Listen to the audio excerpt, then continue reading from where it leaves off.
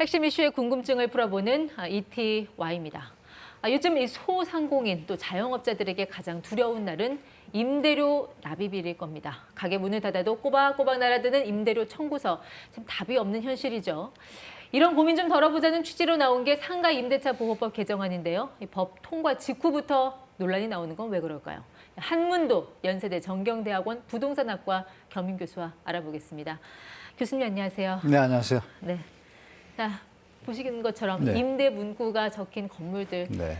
좀 흔치 않게 보게 됩니다. 아무래도 이 자영업자 하는 분들 가장 걱정되는 게 인건비하고 임대료라고 하는데 인건비는 어떻게든 노동력으로 대처가 되지만 임대료는 고정비잖아요.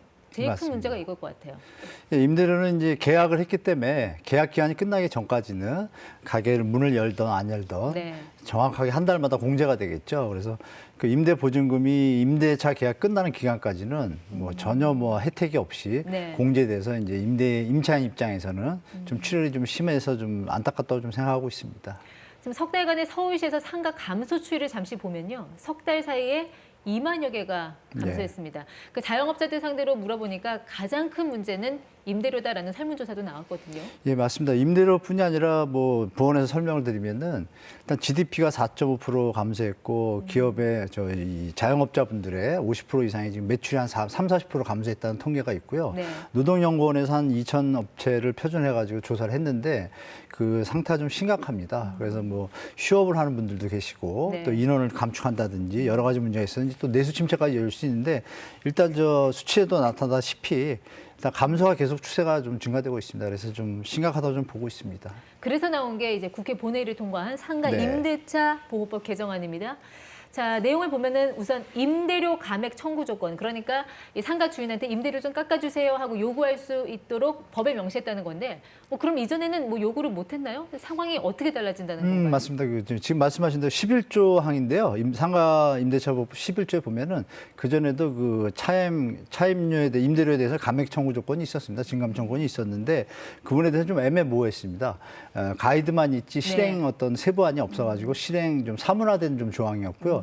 이번에는 이제 적시를 했죠. 1급 감액비를 딱 박았는데 예전에는 부담이 됐을 때 경제 사정이 어려울 때 막연했어요. 근데 이번에는 지금 코로나 사태지 않습니까? 그렇죠. 그거에 맞춰서 1급 감액을 딱 지적을 하고 명시화 시켜가지고 네. 실제로 현장에서 연결될 수 있는 어떤 실효성이 좀 있다고 볼 수 있겠습니다.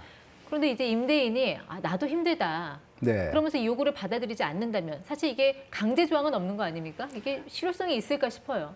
예, 맞습니다. 그 부분이 좀 아쉬운데 저도 그 강행 규정이 아닙니다. 이게 공고사항의 어떤 형태로 가이드를 제공하신 건데 이게 이제 분쟁으로 갔을 때는 좀 일이 커지게 돼 있어요. 그래서 그 부분에 대해서는 정부에서 일단 오늘 통과를 했으니까 네. 세부안과 Q&A를 좀 만들어서 임대인과 임차인이 좀 가이드를 좀 접해서 좀 분쟁이 없도록 할 수 있는 그 가이드가 좀 조속히 나왔으면 좋겠습니다. 결국 이것도 이제 임대인하고 임차인이 협상을 해야 되는 문제인데 만약에 네. 협상이 안 돼서 그럼 결국 소송을 간다면 이게 또 법적으로 소송 비용이 들어가는 문제가 있고요. 예, 맞습니다. 또 집 주인하고 관계가 틀어질 거 걱정해서 이런 권리를 과연 행사할 수 있을까 하는 생각도 들거든요. 맞습니다. 이게 이제 우리가 성업상권하고 이제 불황상권을 좀 봐야 되는데요. 알짜상권들은 큰 문제가 없겠죠. 근데 불황상권은 사실 주인 입장에서 이게 임차인이 나가시게 되면 가게에 대한 어떤 유지가 좀 문제가 되니까 협조할 겁니다. 그래서 이 법안이 좀 실효성이 있다고 보는데 성업상권 같은 경우에 이제 매출이 그대로 유지가 되지 않겠습니까? 그럼에도 불구하고 이걸 요구하면 임대인 입장에서 지금 장사 잘 되는데 왜 감액하냐라고 되면 이제 말씀 주신 대로 이제 소송이 들어가겠죠. 소송이 네. 들어가면 시간도 많이 소요되고 또 소송 비용도 나중에 임대인이 지게 되면 또 물어야 됩니다. 그래서 좀 분쟁이 커질 소지가 있어서 이 부분에 대해서 좀 정부에서 좀 보완 조치를 좀 했으면 좋겠습니다. 소송 전에 뭔가 조정으로 문제를 해결할 수 있는 그런 제도적 장치 같은 건 없습니까? 현재는 없습니다. 없기 때문에 법으로 판결이 돼야 되는데 그 상황까지 가는 거는 정부에서도 원하지 않는 거고 네. 또 국민들한테 도리가 아닌 정책이죠. 그래서 제가 볼 때는 조속히 좀 만들었으면 좋겠습니다. 세부 세칙을 만들면 그거에 따라서 국민들이 충분히 협조하니까 그 부분을 정부가 좀 신경 썼으면 좋겠습니다. 네. 그 개정안의 내용 또 하나를 보면요. 제가 특례 조항을 뒀습니다. 법 시행 후에 6개월간 임대료를 연체를 해도 계약 해지 불가. 그러니까 임대료 연체해도 나가세요 이거 못 한다는 거잖아요. 예, 맞습니다. 이 기간 동안 6개월이라고 이제 못을 박았지 않습니까? 그래서 만약에 예를 들어서 2개월이 지금 연체가 됐어요. 네. 그러면 1개월만 더 하면은 계약 해지 사유가 됩니다. 근데 그게 이제 성업상권도 아니고 불황상권도 아니고 아슬아슬한 상권들이 있잖아요. 겨우 유지되는 그런 경우에는 이 조항이 이제 적용되면 6개월 동안 소급 적용 없이 딱 6개월은 딱 그것만 네. 따로 소급 적용 없이 이제 유예를 한다는 겁니다. 그래서 만약에 이 기간이 지나고 2개월이 밀렸으니까 다음 달에 1개월을 밀리면 3개월이 되지 않습니까? 그럴 경우만 적용되지 6개월은 적용하지 않는다라고 해서 유예 시간을 좀 정부에서 좀 제공한 것 같습니다. 이런 조항들에 대해서 임대인들도 좀 불만을 제기를 합니다. 이게 지나친 재산권 침해 아니냐라는 주장에 대해서는 어떻게 봐야 될까요? 그렇다고 생각하지는 않습니다. 왜냐하면은 6개월이 지난 후에 코로나 사태라는 이런 게 진정이 되면은 그동안 밀렸던 것보다 네. 또 증액을 할 수 있는 어떤 요건을 좀 줬어요. 그래서 두 개 다 좀 보완하는 조치가 있기 때문에 일방적으로 임대인이 피해를 보는 상황은 아니고 같이 가야 되지 않습니까? 임차인이 사업이 안 돼서 임차를 비게 되면 그 소요 비용도 들고 또 여러 가지 네. 문제들이 발생하기 때문에 임대인도 그렇게 큰 재산권 피해는 없다고 봅니다. 제가 볼 때.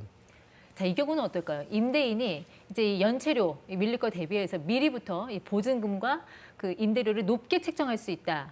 네.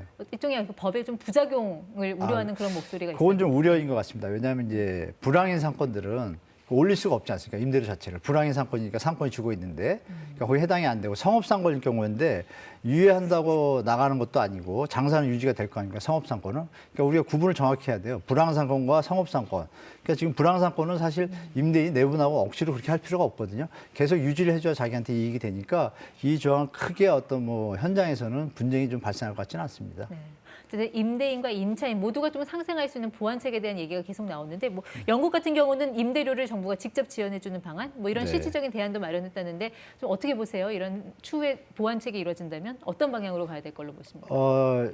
선진국 사례를 보면요. 일단 데이터베이스가 잘 돼 있습니다. 일단 매출액과 뭐 소득액, 순수익액을 다 해서 BEP점 있지 않습니까? 손익분기점을 계산해 가지고 그것이 사업을 영위하는 데 좀 어려운 상황이 되면은 정부에서 지원하는 차별화 정책을 쓰고 있습니다. 그래서 어느 상권이 유지되는데 좀 정부에서 많은 지원을 하는데 대한민국은 아직 그런 수준까지는 안 왔고 이제 상가임대차 보호법이 이제 자리 잡아가고 있지 않습니까? 자리 네. 잡아가고 있는 상태에서 지금 코로나라는 사태로 인해서 이 부분이 등장을 했는데요. 제가 볼 땐 차후에는 이제 외국처럼 매출액 대비해서 어떤 뭐 감액이나 지원의 방향, 성업이 잘 되는 곳에다가 계속 뭐 지원할 필요는 없잖아요. 네. 되다가 안 되는 곳, 매출액이 떨어져서 임차를 유지하기 어려운 상황이 됐을 때 좀 지원해주는 방향, 이런 것들로 좀 방향을 바꿨으면 좋겠습니다.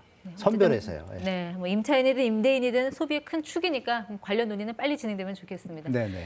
네, 지금까지 ETY 한문도 연세대 정경대학원 겸임 교수와 함께했습니다. 고맙습니다. 네, 감사합니다.